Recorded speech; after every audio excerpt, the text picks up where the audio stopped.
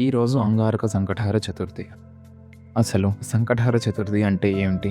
మొదటిసారి వింటున్నట్టు అనిపిస్తుందా? తెలుసుకుందాం రండి. సంకటం అంటే కష్టాలు, హరం అంటే తొలగించడం. మన లైఫ్లో ఎలాంటి కష్టాలు ఉన్నా వాటన్నిటిని తొలగించడానికి వచ్చే చతుర్థినే ఈ సంకటహర చతుర్థి. అసలు ఎలా ఈ సంకటహర చతుర్థి వచ్చిందంటే, చంద్రుడు వినాయకుడిని చూసి నవ్వడం, వినాయకుడు చంద్రుడిని శపించడం అందరికీ తెలిసిందే.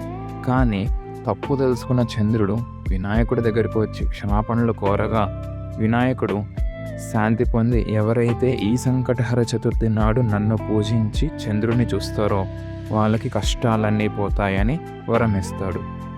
ప్రతి నెల పౌర్ణమి తర్వాత వచ్చే చవితిని సంకటహర చతుర్థి అంటారు. ఈ నెల మనకు మంగళవారం రావడం వల్ల దీన్ని అంగారక సంకటహర చతుర్థి అంటున్నారు. ఈ అంగారక సంకటహర చతుర్థి రోజు ఎవరైతే వినాయకుడికి 3 సార్లు సంకటనాశన గణపతి స్తోత్రం చదువుకొని గణపతి ఆలయానికి వెళ్ళి నమస్కరించుకొని గరిక మరియు ఏదైనా ఒక ప్రసాదం చేసుకొని వెళ్ళి, లేదా ఏం చేసుకొని వెళ్ళలేకపోయినా మనస్ఫూర్తిగా వెళ్ళి నమస్కరించుకొని వచ్చారు అంటే 6 నెలల లోపల వాళ్ళకి ఆ సమస్య తీరుతుంది. సంవత్సరం లోపల వాళ్ళకి రావాల్సిన సక్సెస్ వస్తుందని నేను చెప్పట్లేదు. సంకటనాశన గణపతి స్తోత్రం ద్వారా నారద పురాణంలో నారదుడు జనాలందరికీ చెప్తున్నారు. కనుక మీ కష్టాలు తీరాలా అనుకుంటే ఈ ఛాన్స్ని మీరు మిస్ చేసుకోవద్దు.